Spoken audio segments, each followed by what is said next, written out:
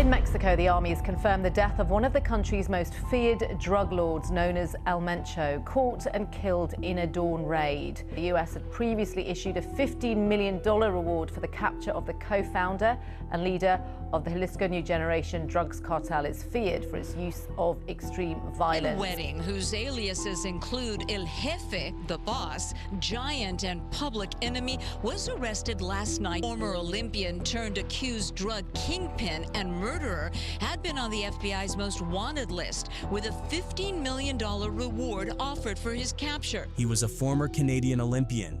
He allegedly ran a billion-dollar empire. A $15 million bounty was on his head. And exactly 1 month after his arrest, the most feared cartel boss in Mexico ends up dead. This is none other than Ryan Wedding, also known as El Jefe. He's also accused of ordering hits on rivals, with multiple murders now attributed to him. This is a man prosecutors describe as modern-day El Chapo, tied to multiple murders, and possibly the one who set in motion the chain of events that led to El Mencho's death. Let's get into it. Ryan James Wedding was born on September 14, 1981, in Thunder Bay, Ontario, Canada. He grew up in a middle-class family, and snow was just part of life out there. His grandparents owned a ski resort in the area, and that's where he first strapped on a snowboard at 12 years old. What started as something fun quickly turned into something serious. He was gifted. By 15, he was already on Canada's national snowboard team. He specialized in parallel giant slalom, that intense head-to-head race where two riders bomb down the mountain side by side, carving at insane speeds, separated by inches. It's technical, aggressive, and unforgiving. Wedding thrived in it. In 2002, at just 20 years old, he represented Canada at the Winter Olympics in Salt Lake City, competing at Park City Mountain Resort in the men's parallel giant slalom. He finished 24th overall. Notre Canadien maintenant, Ryan Wedding. At 6'3" and with grandparents who owned a ski hill in Thunder Bay, Ontario, Wedding proved a natural, flying down the giant slalom course. Wedding was good enough to reach the Olympics, but not good enough to build a long-term career from it. No major sponsorship wave followed, no endorsement pipeline, no big money, contracts. He was what you'd call a fringe Olympian, the kind of athlete who peaks young, hits the world stage early, and then quietly fades out. After the Olympics, his snowboarding career stalled. By his mid-20s, competitive riding was basically over, and somewhere in that uncertainty, things shifted. In 2008, he tried to make his first cocaine deal. The plan was simple: buy cocaine in San Diego and smuggle it back into British Columbia. But the person he was negotiating with wasn't a trafficker. It was an undercover U.S. federal agent. In 2009, Wedding was arrested and charged with attempting to purchase cocaine from a federal agent. He pleaded guilty and was sentenced to 48 months in U.S. federal prison. In 2008, Wedding flew to Los Angeles to buy 24 kilograms of cocaine. Instead, he got caught in a sting operation. I really didn't know about Ryan Wedding until he stepped off the plane. He was very confident that he was just going to be able to pull this off. 4 years behind bars should have been the reset button. Instead, it looks like it was networking school. He was released in December 2011, and instead of going straight, he went bigger, much bigger. He fled to Mexico and never came back to Canada. In Mexico, authorities say Wedding didn't just dip his toes into organized crime. He allegedly climbed high, very high. U.S. officials claim he became a major figure within the Sinaloa Cartel, the same cartel once run by Joaquin Guzman. Upon his release, we believe he went back to drug trafficking and in fact built this prolific and ruthless organization. Wedding reportedly adopted aliases like El Jefe, Giant, and Public Enemy. For more than a decade, he allegedly lived in Mexico, hiding in plain sight while running a drug operation that U.S. authorities describe as massive. According to the LAPD, an estimated 60 metric tons of cocaine per year and 5 metric tons of fentanyl per month were moving through Wedding's network via Los Angeles. The cocaine allegedly came from Colombia by boat and plane into Mexico. From there, it moved by semi-trucks across the border into a hub in California's Inland Empire, places like San Bernardino, Corona, Paris, and Moreno Valley. After that, it was distributed across the US and up into Canada.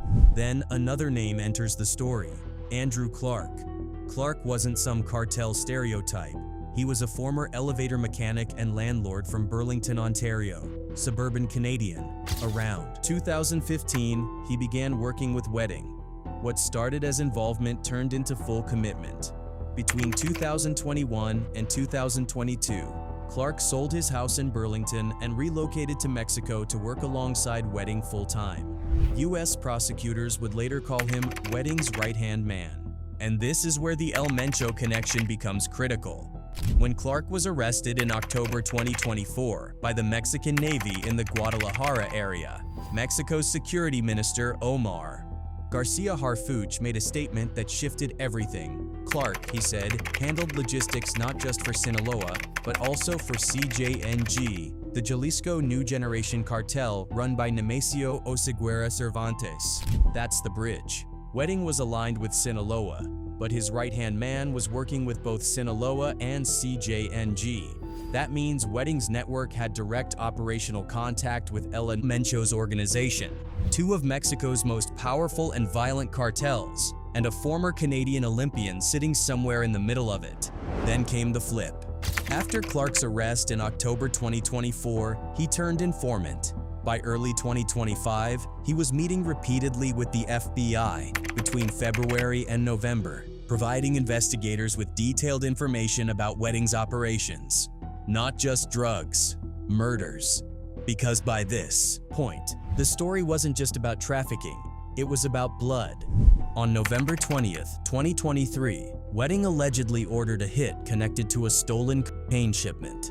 That had passed through Southern California. The target was supposed to be someone tied to that theft. Instead, at least one gunman burst into a rented home in Caledon, Ontario, and opened fire. They killed Jagtar and Harbhajan Sidhu, a married couple visiting from India.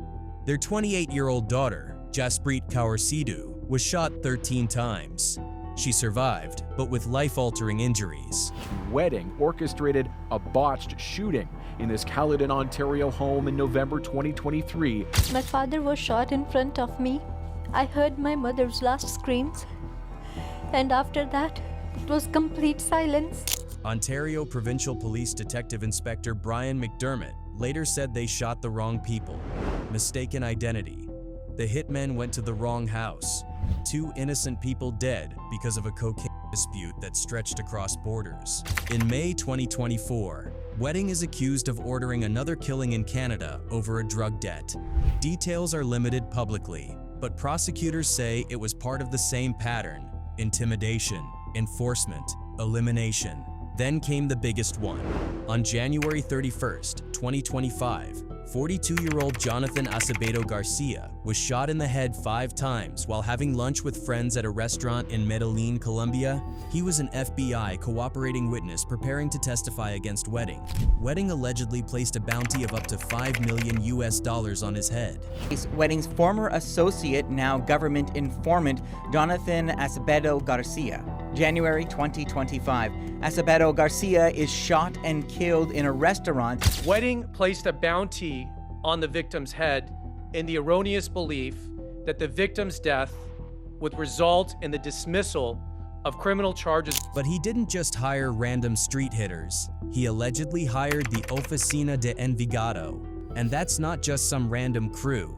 That's the ruthless Colombian organized crime group that started in the 1980s as the enforcement and collection arm of Pablo Escobar's Medellin cartel.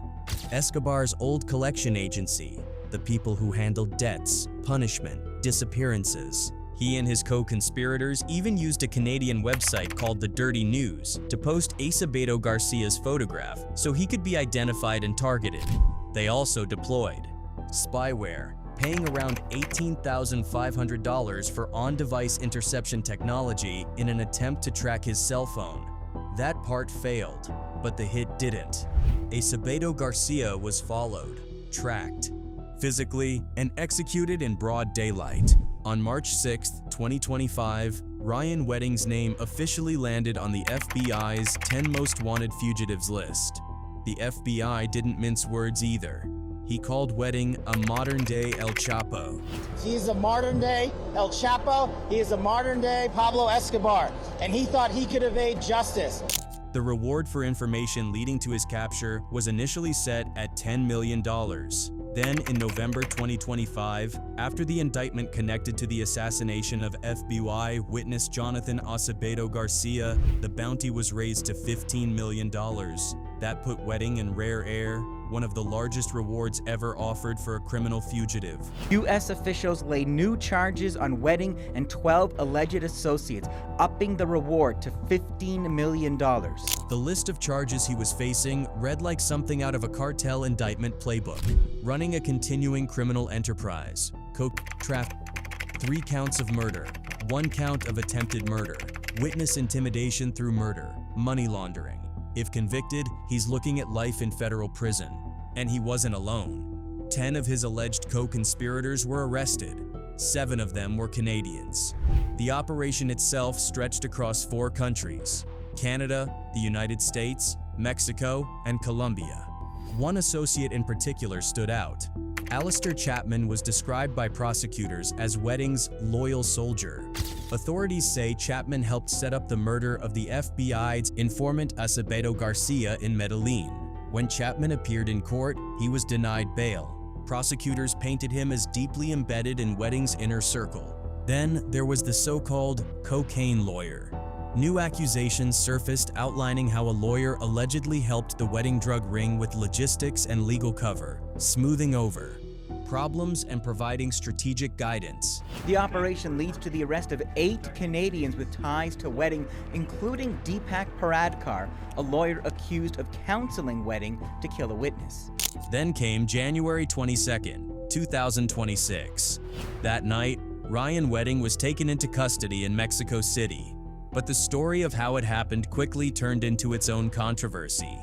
The US version came first. On January 23, 2026, FBI Director Kash Patel held a press conference in Ontario, California, announcing that Wedding had been apprehended through international cooperation. He again referred to Wedding as a modern-day El Chapo and praised Mexico's government, along with what he called strong global partnerships. But Mexico told a different story. Mexican President Claudia Sheinbaum said Wedding voluntarily surrendered at the U.S. Embassy in Mexico City. Mexico's Security Secretary Omar Garcia Harfuch backed that up, also stating that Wedding surrendered on his own. Then, Wedding's defense attorney stepped in with yet another version.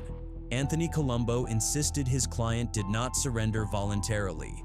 According to him, Wedding was apprehended non-voluntarily. In other words, he didn't walk in and turn himself over.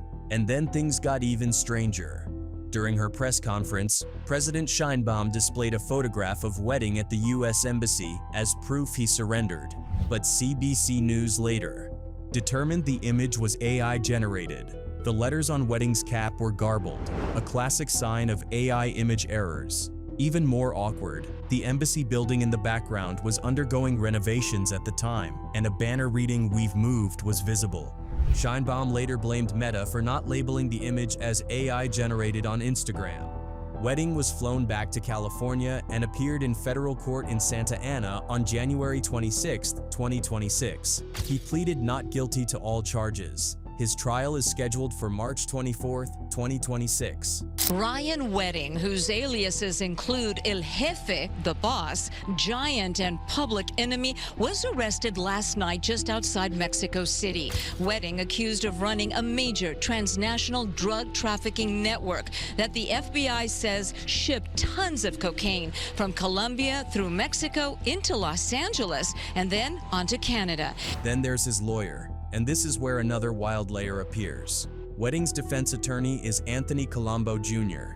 He's not just any lawyer. He's the grandson of Joe Colombo, the former boss of the Colombo crime family, one of New York City's 5 families. Joe Colombo was shot in June 1971 and remained incapacitated until his death in 1978. Colombo Jr. now practices law in California. And here's the part that makes people raise eyebrows. One of his previous clients was Ruben Oseguera Gonzalez, also known as El Menchito, the son of Nemesio Oseguera Cervantes. El Menchito was convicted in 2024. Colombo also previously represented Benjamin Arellano Felix, co-founder of the Tijuana Cartel. So Wedding's lawyer once represented El Mencho's son, another thread tying Wedding's world to El Mencho's world. This is how the whole timeline hit. January 22nd, 2026. Wedding is arrested or surrenders in Mexico City, depending on which version you believe. And on February 22nd, 2026, exactly 1 month later, El Mencho is killed by Mexican military forces in Tapalpa, Jalisco. The operation reportedly involved U.S. intelligence support, with both the CIA and FBI confirming assistance. Online sleuths immediately noticed the date gap, 1 month to the day. Here's why the theory exploded. Andrew Clark, Wedding's right-hand man, had been working with both the Sinaloa Cartel and CJNG. Clark had been cooperating with the FBI since February 2025, almost a full year before El Mencho was killed. Wedding himself had just been captured. His lawyer previously represented El Mencho's son. There were direct and indirect lines everywhere. The theory goes like this. Wedding and/or Clark provided intelligence about El Mencho's movements, safe houses, or inner circle.